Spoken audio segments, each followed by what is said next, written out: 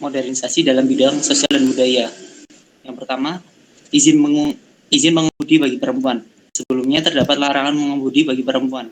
Ketika kebijakan baru ini ditetapkan, membuat para perempuan menukar SIM internasionalnya menjadi SIM berlisensi Arab Saudi. Kedua, perempuan boleh pergi tanpa izin wali. Sebelumnya, setiap perempuan membutuhkan izin dari ayah, suami, atau kerabat pria jika hendak melakukan sesuatu. Ketiga, perempuan memilih dalam pemilu. Kebijakan untuk memperbolehkan wanita menggunakan hak pilihnya ini bagi Arab Saudi dan penduduk wanita di sana merupakan sebuah langkah yang besar dan fenomenal bagi kesetaraan gender. 4. Perempuan masuk angkatan militer. Pemerintah Arab Saudi mengumumkan bahwa perempuan diizinkan berdinas sebagai tentara. 5. Kesetaraan gender dalam bekerja. Dulu perempuan Arab Saudi memiliki pilihan terbatas saat mencari pekerjaan. Sebagian besar mereka bekerja sebagai guru atau bekerja di pemerintah. Namun kini perempuan Arab Saudi bisa bekerja di lokasi yang lazim ditemui. 6. Festival kebudayaan. Festival Janadriyah adalah festival seni budaya tahunan terbesar di Arab Saudi yang diselenggarakan oleh Kementerian Garda Nasional Arab Saudi. Acara ini setiap tahunnya dikunjungi sekitar 12 juta pengunjung yang berasal dari dalam dan luar Arab. Janadriyah merupakan sebuah daerah yang berada di Riyadh, ibu kota Arab Saudi. Festival ini biasanya diadakan festival peninggalan sejarah seni dan budaya. 3. Modernisasi di Arabia dalam bidang agama. Islam moderat sebagai new religious movement. Sejauh ini, ulama Wahabi hanya berdiam diri dan tidak bisa berbuat apa-apa, mengingat keputusan raja yang bersifat tak ada celah bagi mereka untuk memberontak. Dari pihak kerajaan sendiri sudah mulai meningkatkan pengawasan terhadap ulama-ulama yang dicap mengampanyekan semangat ekstremisme. Bagi kerajaan, ekstremisme inilah yang menjadi biang sulitnya menghadirkan Islam moderat di negaranya. Model Islam moderat seperti apa yang dicita-citakan Arab Saudi sampai saat ini belum jelas konstelasinya. Namun bisa dipahami orientasinya adalah memenggal habis kelakuan dan ekstremisme dalam beragama. Bila diperhatikan dan seksama, jatuhnya pilihan terhadap model Islam moderat menyakitkan bahwa Saudi sedang mencoba menampilkan new religious movement. Clark pada tahun 2006 menyatakan bahwa religious movement mengalami perubahan yang signifikan akibat globalisasi, atau lebih bagaimana agama bisa beradaptasi dengan globalisasi, kemudian bertransformasi menjadi new religious movement yang lebih modern dan lebih mampu merespon perubahan zaman akibat globalisasi. Globalisasi menantang paradigma keagamaan klasik dan konservatif untuk hijrah ke format yang lebih relevan dengan perkembangan zaman. Dari uraian di atas dapat disimpulkan bahwa awal terjadinya modernisasi di Arabia pada tahun 1932 dilakukan oleh Al Saud. Pada awalnya modernisasi dilakukan dengan pengeboran minyak bumi untuk memajukan sektor ekonomi. Hal ini terus berlanjut hingga pemerintahan Raja Salman. Putra mahkota Muhammad bin Salman tidak ingin Saudi Arabia terlalu bergantung pada minyak bumi yang membawa perubahan ke arah modernisasi dalam bidang sosial, budaya, dan agama. Sekian dari saya. Wassalamualaikum warahmatullahi wabarakatuh. Waalaikumsalam warahmatullahi wabarakatuh. Baik.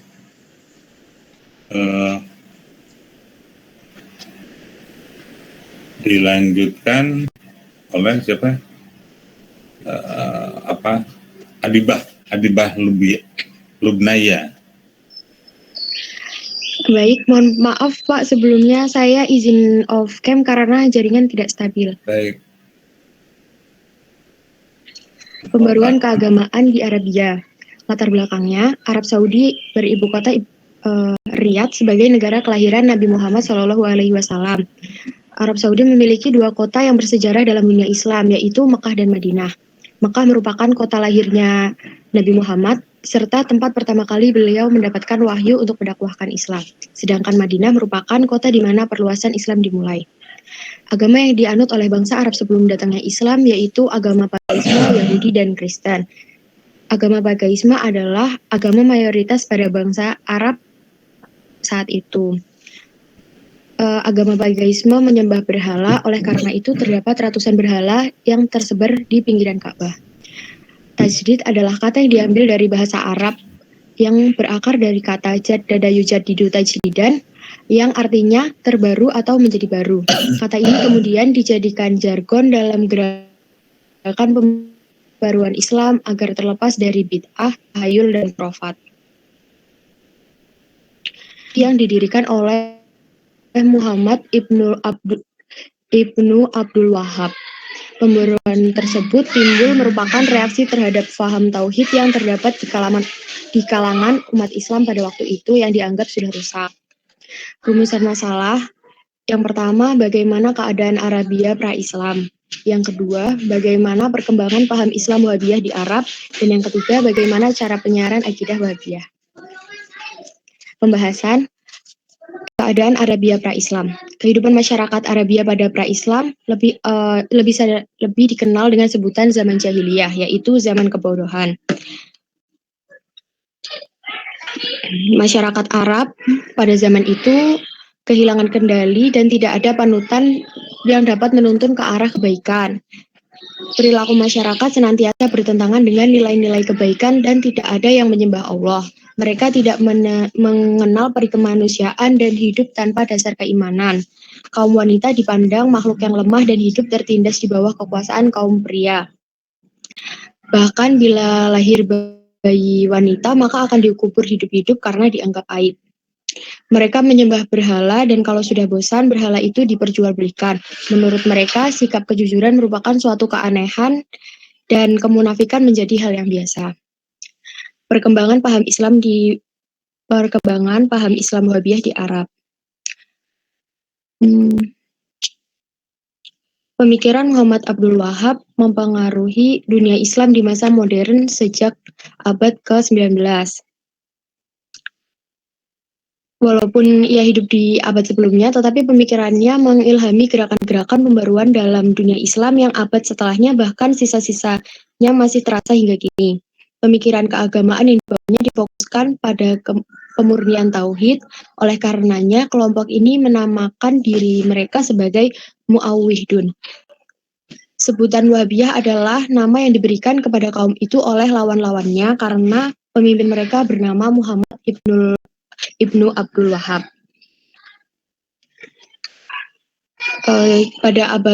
Sejak abad ke-13, tauhid dirusak oleh ajaran-ajaran yang tersebar luas di dunia Islam. Di tiap negara yang dikunjungi Muhammad Abdul Wahhab, beliau melihat kuburan-kuburan syekh tarekat, dan di sana para umat Islam menunaikan haji dan meminta pertolongan dari syekh atau wali yang dikuburkan di dalamnya. Menurut Muhammad Abdul Wahhab, keadaan tersebut adalah salah satu bentuk syirik yang harus dibasmi. Oleh karena itu, ia melarang keras umat Islam pada saat itu untuk berkunjung ke kuburan para syekh dan wali agar tidak menyembah makam-makam itu. Kemudian dikembangkan oleh Syekh Muhammad dengan menerbitkan sebuah buku khusus yang berjudul Risalah At-Tauhid. Cara penyiaran akidah Wahabiyah. Cara penyiaran akidah Wahabiyah dalam penyiarannya memakai kekerasan dan memandang orang-orang yang tidak mengikuti ajaran-ajarannya sebagai orang bid'ah yang harus diperangi sesuai dengan prinsip amar ma'ruf nahi mungkar. Untuk melaksanakan maksud ini, Muhammad Ibnu Abdul Wahhab sendiri bekerja sama dengan Pangeran Muhammad Ibnu Saud, penguasa di Da'riyah pada saat itu, yang telah memeluk ajarannya dan telah menikahi anaknya. Sejak saat itu, kekuatan senjatalah yang dipakai dalam penyiaran ajarannya. Setelah kedua tokoh itu meninggal, para keturunannya meneruskan sikap dan kerjasama yang telah dirintis oleh keduanya sehingga aliran Wahabiyah dapat merata di seluruh Saudi Arabia. Tindakan kekerasan yang pertama kali dilakukan adalah memotong pohon kurma yang dianggap keramat. Kemudian, di setiap kali golongan Wahabiyah memasuki tempat atau kota, mereka bongkar kuburan yang ada di sana dan diratakan dengan tanah. Bahkan mereka juga memusnahkan tempat-tempat bersejarah seperti tempat kelahiran Nabi Muhammad dan Abu Bakar As-Siddiq. Dan mereka ketika sampai di Madinah juga meratakan kuburan-kuburan para sahabat di Baqi dan cukup memberi tanda saja. Kesimpulannya,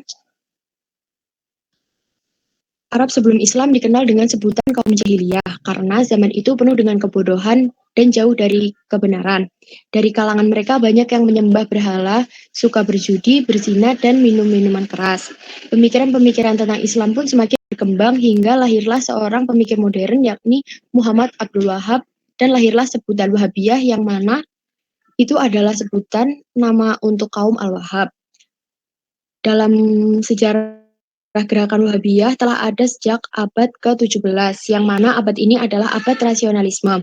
Dalam sejarah Tauhid sudah mulai dirusak mulai abad ke-13, yang mana umat Islam mulai mengenal kesyirikan, seperti meminta pertolongan dari syekh atau wali yang sudah meninggal. Muhammad Abdul Wahab bukan hanya seorang teori yang mengembangkan gerakan dakwah, tapi ia juga pemimpin yang aktif dan berusaha mewujudkan pemikirannya.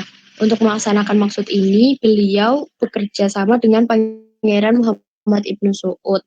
Sesudah kedua tokoh itu meninggal, Islam terus menunjukkan perkembangan baik dari pemikiran maupun sikap untuk menghadapi perubahan.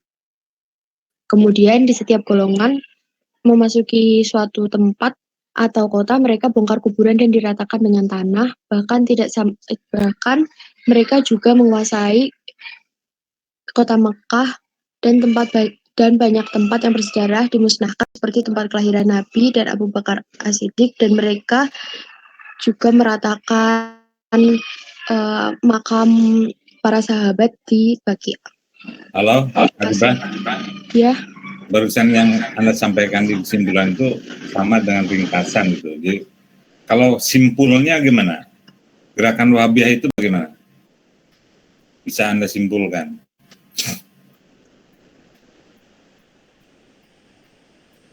Di Wahabiyah itu melakukan gerakan apa tentang keagamaan?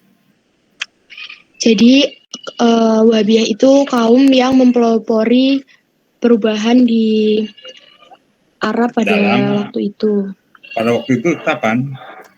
Pada abad ke-17. 18, pertengahan abad 18.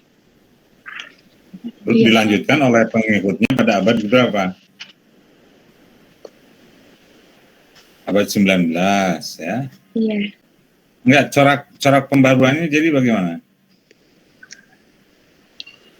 Melakukan pemurnian atau melakukan puritanisasi terhadap masalah-masalah keagamaan, baik dalam bidang ibadah, dalam bidang keyakinan, akidah ya, menuju kepada tauhid dan juga masalah muamalah. Ini kok tidak ada rujukannya makalah ini, Adibah? Ada Pak, dari PPT yang Bapak kasih, Bapak berikan, lalu dari jurnal. Maksudnya di makalah ini kok nggak disebutkan gitu? Ya, itu aja catatan awal ya. Oh iya. Lebih lanjut. Nanti saya tambahkan. Yang ketiga, Faiz. Mohon maaf Pak, lagi aliran, izin off cam. Oh ya. Bismillahirrahmanirrahim. Di sini saya akan menjelaskan tentang modernisasi di Iran. Iran adalah sebuah negara Timur Tengah yang terletak di Asia Barat Daya. Meski negara ini telah dikenal penduduk lokal sebagai Irak sejak zaman kuno, hingga tahun 1935 Iran masih disebut Persia di dunia Barat. Pada tahun 1959, Muhammad Reza Pahlavi mengumumkan bahwa kedua istilah tersebut boleh digunakan. Nama Iran adalah sebuah kognat perkataan Arya yang berarti tanah bangsa Arya. Keberhasilan Reza Khan membentuk militer yang modern untuk memusatkan kekuatan negara, kemudian dia memperkenalkan teknik finansial modern di bagian keuangan negara. Salah satu prestasi terbesar semasa pemerintahan Reza Khan ialah berhasil membangun kereta Trans-Iran untuk memajukan perekonomian desa. Namun Reza Khan tidak mampu menstabilkan hubungan ekonomi, eksploitasi minyak, dan pendidikan ketika Perang Dunia II berkecamuk. Reza Khan menyatakan bahwa Iran adalah negara netral, akan tetapi Inggris dan sekutu menjadikan Iran sebagai basis militernya jika sewaktu-waktu Jerman menyerang ladang minyak Iran. Kali ini saya akan masuk ke dalam rumusan masalah. Yang pertama adalah bagaimana kondisi modernisasi di Iran pada masa Reza Khan. Yang kedua adalah bagaimana kondisi modernisasi di Iran pada masa Reza Shah Pahlavi. Dan yang ketiga adalah bagaimana kondisi sosial masyarakat pada masa Shah Reza Pahlavi. Modernisasi di Iran pada masa Reza Khan. Reza Khan menjabat sebagai Raja Iran dari tahun 1925 hingga 1941. Pada masanya ia menggunakan kekuatan militer dan birokrasi pemerintahan sebagai sebuah pondasi yang kokoh dalam melegitimasi kekuasaannya. Pendapatan negara pada masa Reza Khan berasal dari 3 sumber utama, yaitu royalti minyak, bea cukai, ekstraksi pajak dari barang-barang konsumsi seperti beras, rempah, dan lain-lain. Sebenarnya minyak sudah lama ditemukan di Iran pada tahun 1911. Sumber lain mengatakan bahwa minyak ditemukan pada 1908 oleh William Knox. Barulah pada tahun setelah penemuan itu, eksplorasi besar-besaran dilakukan pemerintah Iran bersama Anglo-Iran Oil Company untuk mendongkrak pendapatan negara. Langkah selanjutnya yang dilakukan Reza Khan yakni menata ulang sistem perpajakan. Dalam penataan sistem perpajakan ini, kontribusi asing terlihat begitu besar. Reza Khan mendatangkan Dr. Gaspau, seorang pakar administrasi keuangan asal Amerika. Reza Khan memberi tugas kepada Arthur untuk menciptakan sistem perpajakan yang efisien dan dinamis. Akhirnya dalam kurun waktu 5 tahun, Arthur berhasil melaksanakan tugasnya dengan baik. Pendapatan pemerintah semakin meningkat setelah Perang Dunia I. Pajak baru diberlakukan pada berbagai barang konsumsi, terutama gula, teh, tembakau, kapas, dan opium. Pendapatan bea cukai melonjak dari 51 juta rials pada tahun 1921 menjadi 93 juta rials pada tahun 1925. Dan selanjutnya menjadi 675 juta rials pada tahun 1940. Pendapatan dari pajak konsumen meningkat dari 38 juta rials pada tahun 1925.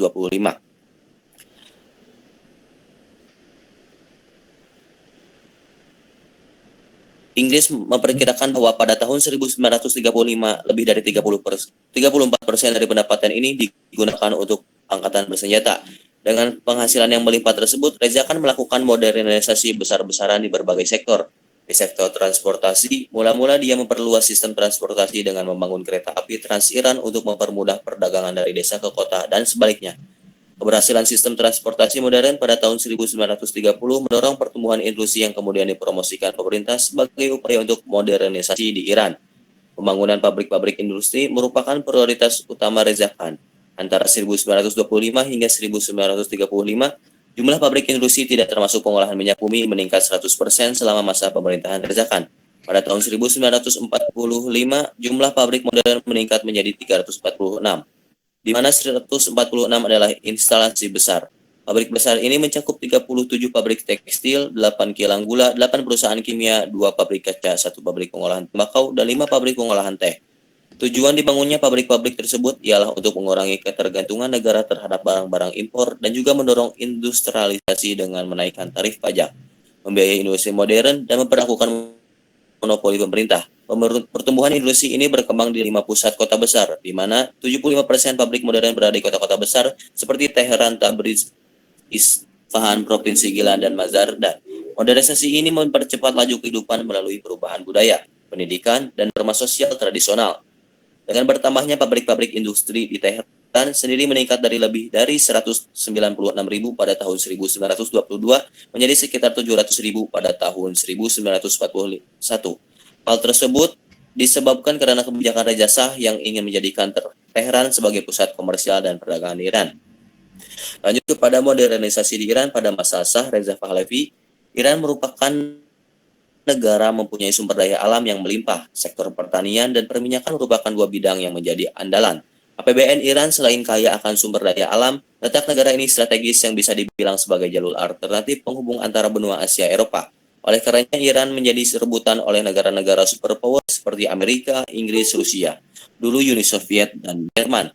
Pada masa Perang Dunia I, Iran menjadi medan pertempuran antara sekutu dan poros. Dari sejarah itulah, Shah Reza Pahlavi terobsesi untuk memodernisasikan militer di Iran. Dia sangat berambisi menjadikan Iran sebagai negara dengan militer terbaik dan terkuat di kawasan Teluk. Modernisasi haruskan Shah Reza dana belanja Iran khusus militer. Untuk mewujudkan cita-citanya, Shah Reza melakukan kerjasama militer dengan Amerika Serikat dan Israel. Lanjut kepada kondisi sosial pada masyarakat Shah Reza Pahlavi. Masyarakat Iran pada abad ke-20 ini dapat dikomposisikan dalam 3 kelas, yaitu lapisan masyarakat kelas atas atau kelas elit, kelas menengah, dan kelas bawah. Kelas elit merupakan lapisan yang tertinggi dan terpandang di antara 3 kelas sosial masyarakat lain. Mereka terdiri dari pengusaha, aristokrat, keluarga kerajaan, tuan pribumi bangsa bumi, ulama besar, ketua suku, dan sebagainya. Mereka mempermainkan yang vital dalam mengembangkan perekonomian negara. Tuan tanah dan keluarga kerajaan sudah jelas mereka memiliki adil yang besar terhadap petani, karena mereka tuan tanah menyalurkan lahan kepada petani. Pada tahun 1960, para tuan tanah diperkirakan memiliki 80 sampai 85% dari 42 juta hektar lahan yang bisa dibudidayakan. Baik. Coba dari sekarang jumlah tersebut, disimpulkan bisnis yang saja, paling Pak Is. Coba Anda coba simpulkan uraian tadi ya. kesimpulan. Jadi bagaimana? Pertanyaannya begini. Kesimpulannya ialah dari uraian tersebut dapat disimpulkan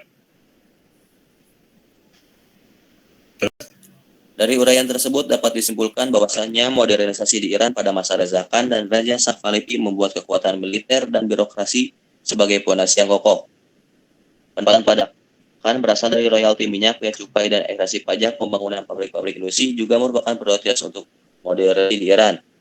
Pada alasan apa masyarakat pindah ke kota besar pada masa Reza Khan, ada sistem land front para petani kelas bawah namun gagal, sehingga mayoritas masyarakat pada masa menjadi masyarakat industri. Oke, jadi itu berarti modernisasi di bidang apa itu? Semua uraian Anda itu berarti modernisasi bidang apa dari segi peradaban Islam?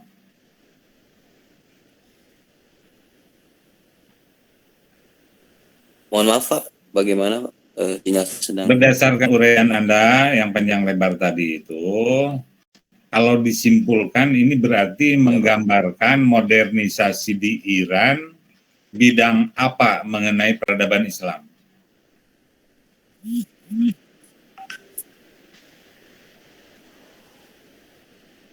Bisa dipahami? Sebenarnya ada yang tentang Syiah, Pak? Enggak, berdasarkan uraian Anda aja dulu. Anda bisa menyimpulkan bahwa ini modernisasi bidang apa?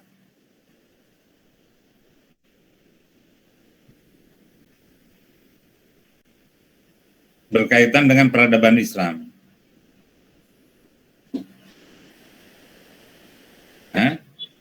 Dalam peradaban Islam, untuk membuat militer dan birokrasi sebagai fondasi yang... Nah, iya, itu bidang apa berarti? Kan peradaban Islam itu banyak aspeknya, ada bidang politik, bidang militer, bidang ekonomi, bidang apa, ilmu pengetahuan dan sebagainya. Jadi ini bidang apa? Untuk di kesimpulan, saya simpulkan untuk bidang militer, Pak, kekuatan militer. Nah iya kan, berarti kan baru membahas tentang modernisasi bidang politik, militer khususnya kan, begitu kan? Padahal, ya, padahal bidang lain ya, kan ada kan? Anda ini memakai rujukan apa? Rujukan buku siapa? Atau tulisan-tulisan saya mana? Dari jurnal.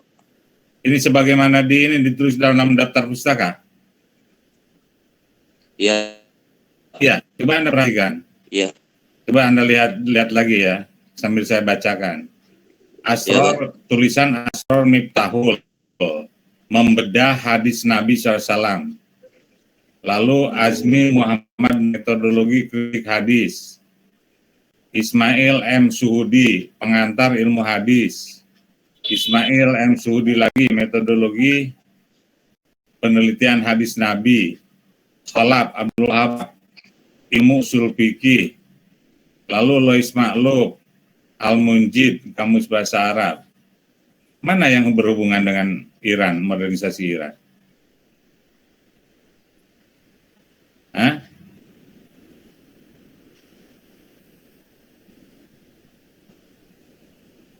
ini daftar pustaka atau literatur semuanya ini mengenai hadis ini, mengenai ilmu hadis.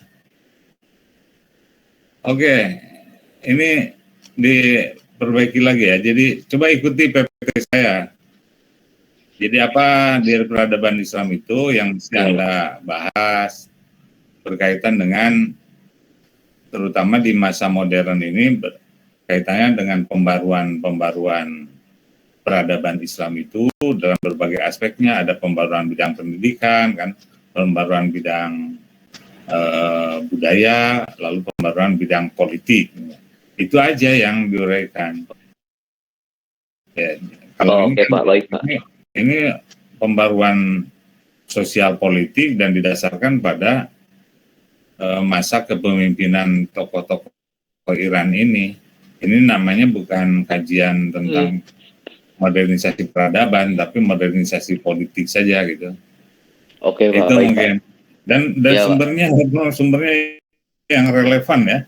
Oke, Pak, siap. Kemudian juga untuk apa namanya tadi? Adibah Lubna ya, Pak. Adibah. Adibah malah ini lebih parah lagi, tidak ada referensi ini. Kalau Faiz masih ada referensi, hanya salah kan, biar relevan. Ini tidak ada referensi, ini indikasi plagiarismenya lebih berat ini. Lalu juga ini Adibah, Anda ada pembahasan keadaan Arabia pra-Islam. Pra-Islam itu kapan? Maksudnya?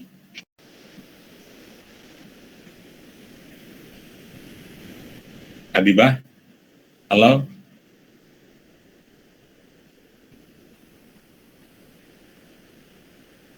Halo, Adibah, kemana dia? Iya Pak, sebentar, putus-putus. Pra-Islam itu yang Anda maksudkan, pra-Islam itu masa jahiliyah kan uraiannya? Iya. Nah, kalau tadi gerakan Wahabiyah pada kapan? Abad kapan? Abad 18. Abad 18. Kalau masa jahiliyah atau pra-Islam itu abad keberapa?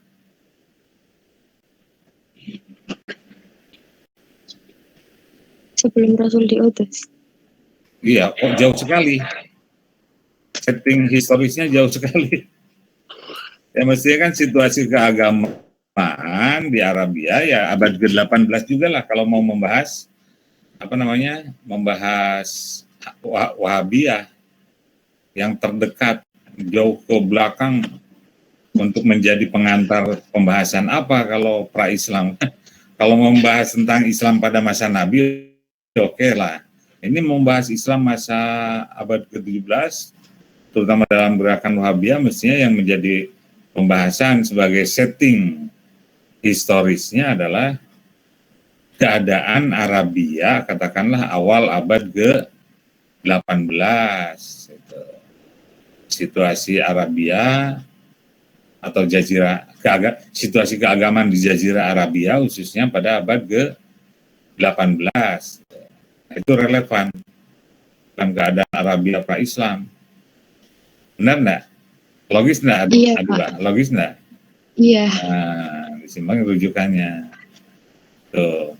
Jadi Anda betul ya bagian dari proses modernisasi atau pembaruan peradaban Islam khususnya di Arabia ya dimulai dari adanya puritanisasi Wahabiyah, puritanisasi agama. Nah, lalu berlanjut ke dalam proses modernisasi. Sorry, ini hampir habis. Baterainya mau low, segera sambungkan bisa mati. Baik. Nah, di masa selanjutnya lalu ada perbaikan atau pembaruan modernisasi bidang politik, di bidang ekonomi, termasuk di bidang pendidikan. Itulah seharusnya yang diuraikan lebih lanjut oleh Bagus. Tapi sayang Bagus di sini hanya membahas tentang keadaan Arabia kontemporer. ya misalnya ada modernisasi Arabia dan sosial budaya itu izin mengemudi kan, itu kan masalah-masalah sekarang yang belum mapan gitu. Tapi mestinya bagaimana dari awal abad ke-20 terjadi upaya pembaruan. Awal abad itu tidak terpengaruh oleh nasionalisme, oke di sini. Tapi kalau pembahasan di berikutnya Malaysia Arabia dan sosial budaya itu ini berdasarkan informasi yang sekarang sedang berjalan dan masih kontroversial ya, belum mapan gitu. Nah itu bagus ya. Jadi uraiannya mestinya lebih dilengkapi dengan informasi perkembangan peradaban modern di Saudi Arabia yang mencerminkan perkembangan peradaban Islam itu di Arabia di seputaran abad ke-20 lah, awal abad ke-20 seperti apa. Ini kalau referensinya ini bagus nih, ada sejarah peradaban Islam dari masa klasik hingga modern ya, Siti Maryam. Saya juga nulis di dalamnya. Tapi seingat saya ada pembahasan tentang Arabia di periode modern? Hanya sedikit, Pak. Iya, cukup sedikit kan, tidak cukup gampang. Misalnya Anda baca buku seperti ditunjukkan dalam PPT itu. Ada misalnya buku Iraem Lapidus ya. Kemarin saya nyari di perpus nggak ketemu ya Pak. Masa nggak ada? Perpustakaan mana UIN? Iya Pak. Masa perpustakaan sebesar UIN nggak punya buku Iraem Lapidus ya? Diprotes itu, buku-buku penting ya menjadi referensi UIN masa nggak punya ya. Lalu ada Muhammad Hibatul Wafi, Diskursus Reformasi Arab Saudi Arabia, Konstitusi Kerajaan Saudi Arabia. Nah, mungkin ini ada, dan Wahabi. Nah, malah ini tulisan Mahmud Hibatul Wafi ini coba Anda baca ulang lagi, tapi tidak hanya terfokus pada isu itu tentang perubahan yang kontemporer yang sedang masih dalam ya semacam perdebatan. Arab Saudi baru. Ya, untuk tahap awal boleh dimaklum ya, tapi saya memberikan catatan ya untuk selanjutnya kalau tulisan-tulisan ya yang lengkap ya, referensi, daftar pustaka ya mungkin ya memang bisa jadi belum diajarkan ya dalam mata kuliah semester ini, tapi saya sekali memberikan catatan ya untuk selanjutnya tulisan itu diperhatikan ya teknik penulisannya, kemudian juga apa yang mesti dituangkan di dalam pembahasan yang sesuai dengan judul itu, istilahnya konsistensi pembahasan, lalu referensi, cara pengutipan itu mulai diperhatikan dan sekarang. Saya kira itu ya sekedar ulasan untuk para pemakalah tadi. Kalau Anda bertanya apakah harus direvisi,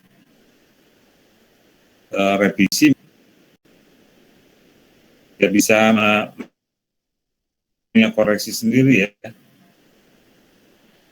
Kalau harus saya sebutkan ya Adibah ya sedikit ya itu, terutama setting historisnya